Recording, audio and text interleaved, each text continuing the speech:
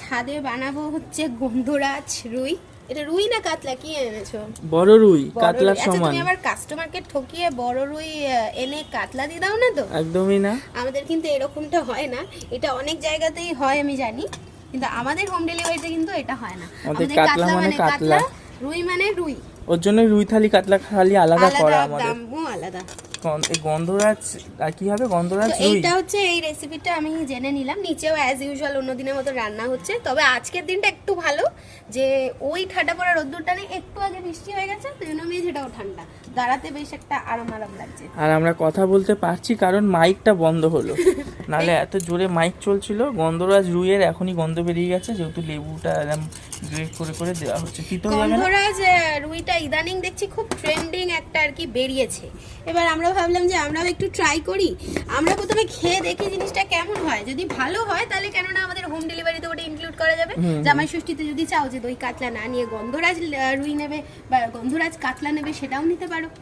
আর আপাতত নয়, এখন আমাদের হোম ডেলিভারি চালু হয়েছে। তাছাড়াও আমাদের খাওয়া দাওয়া আমরা নানা রকম খেতে ভালোবাসি, নানা রকম জিনিস ট্রাই করতে পছন্দ করি। আমাদের কাছে খাওয়ার ব্যাপারটা একটা খুব মানে আভিজাত্যময়, তাই মানে যে আমরা হেভি খাই, আমাদের সরু পেটে গরু ধরে তা নয়, খাবো অল্প কিন্তু রাজার মতন খাবো। এটা খুলে দিতে সাহায্য করবে? কোনটা খুলে দিতে সাহায্য করবে?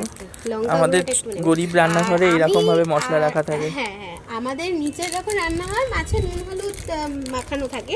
আমি স্পেশালি নুন হলুদ আর লঙ্কা গুঁড়ো দিয়ে মাছ মাখিয়ে ভাজতে বা রান্না করতে পছন্দ করি। এটা সম্রাটও পছন্দ করে।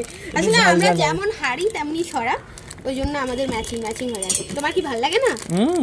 ও খায় লঙ্কা গুঁড়ো দিয়ে ভাজলে মাছটা বেশ লাল লাল হয়, আমার খুব ভালো লাগে। এইটা কি গো? এটা হচ্ছে, আরে দই আর পোস্ত দিতে হতো, দই নেই। আমার মা বললো যে দুধ নিয়ে চলে যায়, একই কাজ। দইয়ের বদলে দুধ হবে? আর লাগবে একটু কাজু বাদাম, সেটাও পাইনি। আমাদের গরিবের সংসার তো এত কিছু থাকবে না। না গরিবের সংসার। এই দেখুন ঠাকুর ঘরে কত কাজু রাখা, ঠাকুর ঘরে এক ডিব্বা কাজু রাখা। একটু ধুতিটা পরে দুটো কাজু বাদাম দাও। মায়ের ঘরে তো আমরা অন্য জামা কাপড়ে হাত দিই না, ও বলছে এখন পারবো না। এখন ঠাকুর ঘরে যেতে হলে আমাকে পুরো ঠাকুর ঘরে না, আমরা রান্নাঘরে, এই মায়ের রান্নাঘরে আমরা বাসি জামা কাপড়টা মানে মাছ ফাছ ধরা জামা কাপড়ে উঠি না, নাহলে ওখান থেকেই অনেক কাজু পেয়ে যাবো।